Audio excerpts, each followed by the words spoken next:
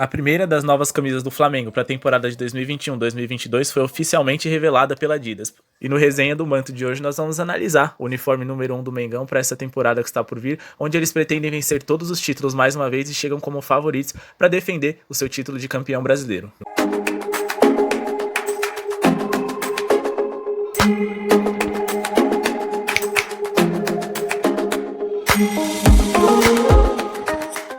Opa, e aí pessoal, tudo certo? Eu não sou o Guilherme e no vídeo de hoje, como vocês já sabem, vamos já direto pro ponto e falar a respeito da camisa do Mengão. Mas antes não esquece de se inscrever no canal, deixar o seu like e conferir os links dos canais aqui no YouTube que são parceiros: Resenhando, Firuladores e Mundo PL.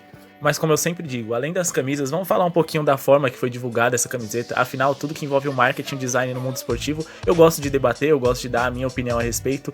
Mais do que vocês saberem se eu gostei ou não dessa camiseta, principalmente porque eu não sou um torcedor, vocês vão poder ter uma análise muito melhor, assim, muito mais afetiva se vocês visitarem canais de torcedores rubro-negros, principalmente aqueles que tiveram a oportunidade de pegar a camisa, né, e verem ela mais de perto. E como vocês sabem, mais do que falar da camiseta, vamos tentar transformar isso aqui num debate um pouquinho mais interessante, mais aprofundado a respeito de camisas de futebol. Debate esse que eu já falei, o card tá aqui em cima, a respeito das camisas do Palmeiras e das propagandas que são feitas em parceria junto com a sua fornecedora, a Puma. Pois bem, bora falar de Mengão. Na última rodada do Campeonato Brasileiro, eles vestiram sua camisa, né, tradicional que eles estavam usando durante aquela temporada, mas na derrota por 2-1 pro São Paulo e o consequente título brasileiro com o empate do Internacional de Porto Alegre diante do Corinthians, podemos ver também a nova camisa do Flamengo, que já havia vazado há algum tempo, mas eles decidiram vesti-la para celebrar o tão cobiçado troféu de campeão nacional. O uniforme homenageia os 40 anos do título mundial conquistado em 1981 no Japão, a equipe mais clássica e tradicional do Flamengo e quiçá do futebol brasileiro, onde o Zico era o grande personagem daquela lista de grandes jogadores. Por conta dessa homenagem, né, a camisa traz um design muito parecido com o usado pelo clube naquele ano.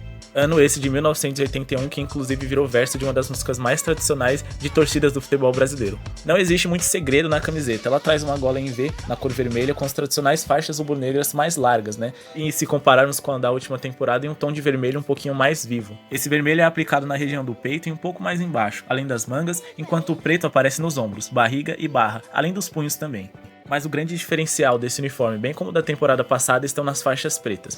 Dessa vez, elas são vistas em um tom de cinza escuro, os anos de 1981, aplicados em sequência em uma fonte estilizada para o padrão rubro-negro. O CRF, bem como o logo da Adidas, são brancos, já as 3 listras no ombro são vermelhas, e nas costas, abaixo da nuca, a frase escrito Ano de Ouro é aplicada. E aqui temos outro grande diferencial desse uniforme, na parte de trás. Esse detalhe que foi extremamente criticado por parte dos torcedores ou simplesmente por aqueles que gostam de camisas de times de futebol. Como a grande conquista daquele período, o Mundial em 81 foi conquistado no Japão, decidiram fazer uma fonte personalizada com um padrão ali de origami, elemento artístico tradicional da cultura japonesa. Mas se esse discurso já está bem semelhante àqueles famosos releases entregues pelas fornecedoras de material esportivo para nosso público, vamos tentar aprofundar um pouquinho mais esse debate. Esses detalhes aí de 1981 foram detalhes que sinceramente eu não gostei, achei muito esquisito, principalmente a opção da fonte que eles decidiram utilizar. Não sei se existe algum significado por trás disso, mas na minha opinião o significado disso é mau gosto. O uniforme eu sou suspeito a falar, afinal as camisas do Flamengo que tem as faixas um pouquinho mais grossas, elas são as minhas preferidas. E é aqui que fica o grande debate desse vídeo. Na verdade, uma conversa com vocês que também deveria ter um terceiro elemento, a Adidas. Primeiro dos questionamentos que eu tenho a fazer a respeito da fornecedora de material esportivo alemã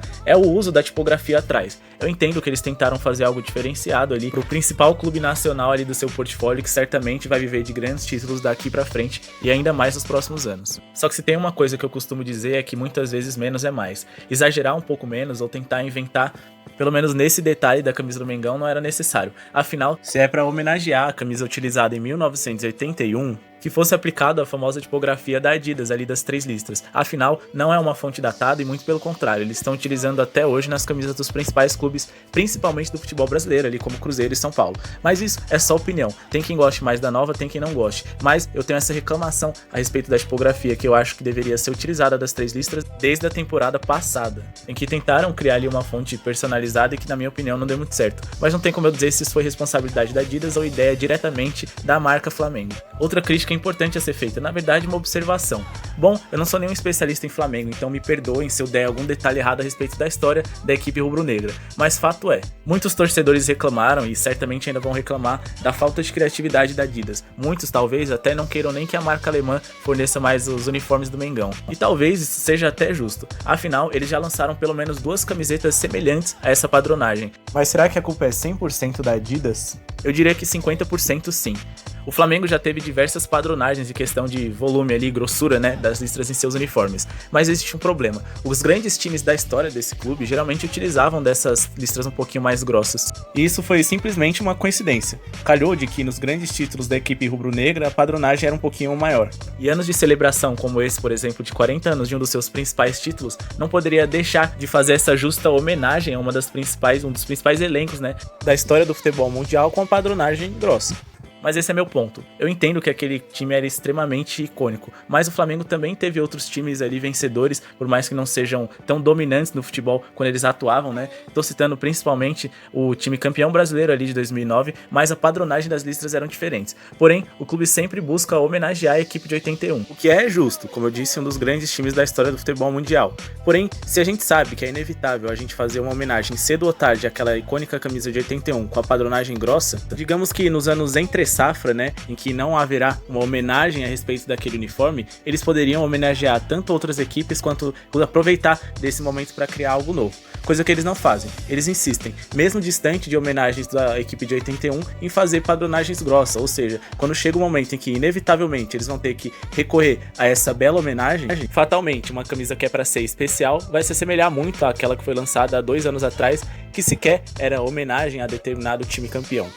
Afinal, essa é a equipe que de fato mexe ali de forma afetiva com a mente do torcedor rubro-negro e que vai fazer com que ele queira comprar essa camiseta. Mas é inevitável que uma equipe como o Flamengo, que como eu disse, teve seus principais títulos ali utilizando de faixas mais grossas, as camisas volta e meia vão acabar se parecendo com algumas que há pouco tempo já foram feitas. Inclusive, esse é um comentário que eu sempre faço. Quando uma parceria já dura muitos anos, né, de uma equipe junto com a fornecedora, existe um momento em que a fonte de ideias deles acaba se esgotando. E mesmo que ela não se esgote, sempre vão acabar fazendo uma camiseta semelhante a alguma que eles já fizeram. Por isso, eu sou muito a favor de troca de fornecedores em determinados momentos. Mas não dá pra gente dizer que a parceria Adidas e Flamengo é uma parceria mal feita. Mas nos próximos 2 anos seguidos, eles ficaram com a padronagem ali de listras um pouco mais grossas e pouco mudaram de uma temporada para outra. Na verdade, na minha opinião, eles até pioraram com essa marca d'água de 1981.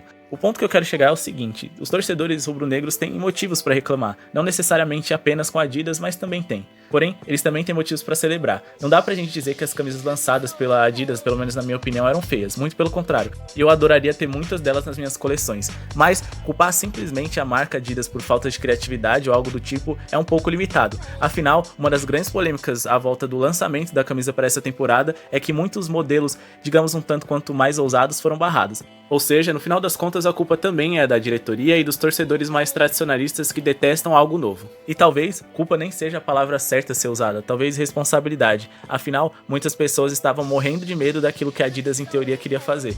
Mas é justo reclamar que eles não são criativos ou que eles não fazem camisas diferenciadas? Talvez não. Bom, pelo menos se aquelas imagens, aqueles vazamentos forem verdade. Mas é como eu disse, é onde eu quero chegar.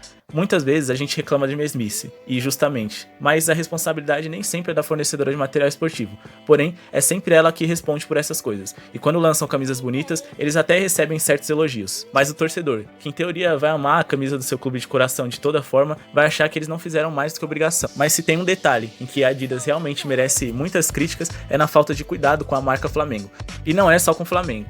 Aqui, no Brasil, a Adidas não costuma fazer aquelas propagandas extremamente bem trabalhadas e personalizadas, como por exemplo a Puma foi pioneira ali junto com o Palmeiras, ou como o Corinthians na estreia da camisa número 1 na temporada passada, que fizeram uma das propagandas mais legais dos últimos anos, mostrando todo o carinho que eles tiveram não só com a peça, mas com a forma de divulgá-la. Isso mostra respeito com seu torcedor. E mais do que isso, que aquela parceria com um determinado clube, ela realmente é valiosa para você. Fotografias extremamente simples, sem sequer um conceito por trás. Apesar da união ali de jogadores clássicos com grandes estrelas do time do elenco atual. Mas é evidente que num todo a propaganda ali é totalmente jogada, a forma como eles tiraram as fotos também. Simplesmente deram as camisas ali pro Andrade, por exemplo, pro Gabigol, e falaram, bora no Maracanã tirar algumas fotos. Pelo menos essa é a impressão que dá. E como no Resenha do Manto eu costumo mais do que falar da camiseta e sim da propaganda, do conceito por trás dela e das fotografias que são usadas para divulgação e para instigar não só a vontade do torcedor, mas aqueles que adoram camisas de futebol de comprar aquela peça, eu diria que a Adidas mais uma vez fracassou. E não é de hoje. E depois de tanto morde e assopra nessa parceria Adidas e Flamengo ou Adidas e futebol brasileiro, apesar das numerações extremamente esquisitas tanto nas costas quanto em marca d'água na parte preta do uniforme, eu diria que essa camisa é uma camisa minimamente uma nota 7 e 8. O que pra mim, que sou muito exigente, é muito bom, mas principalmente pro torcedor rubro-negro, não tem como eles dizerem que essa camisa não é uma nota 10. Afinal, ela respeita, ela traduz o sentimento do torcedor rubro-negro, ela é linda e ela faz uma justa homenagem a uma grande equipe histórica do futebol mundial. Pena que já vimos esse filme, ou melhor, essa camiseta antes. Não só em 81, mas nos anos de homenagem e nos anos que não deveriam ser também. De uma coisa eu sei, a culpada não é só a Adidas. E se você não vai comprar essa camiseta porque ela é mais do mesmo, mas também não é aberto a grandes mudanças, sinto muito, pois você ainda vai sofrer muito com essa parceria. O que é uma pena, afinal, quando falamos simplesmente das camisas, é uma parceria que eu adoro. E não tenho do que reclamar. O importante não é inovar, não é repetir. O importante pra gente é que elas fiquem bonitas. E as camisas do Mengão, junto com a Adidas, estão cumprindo esse papel. Bom pessoal, esse foi o vídeo de hoje, espero que vocês tenham gostado. Não esquecem de se inscrever no canal, deixar o seu like e falou!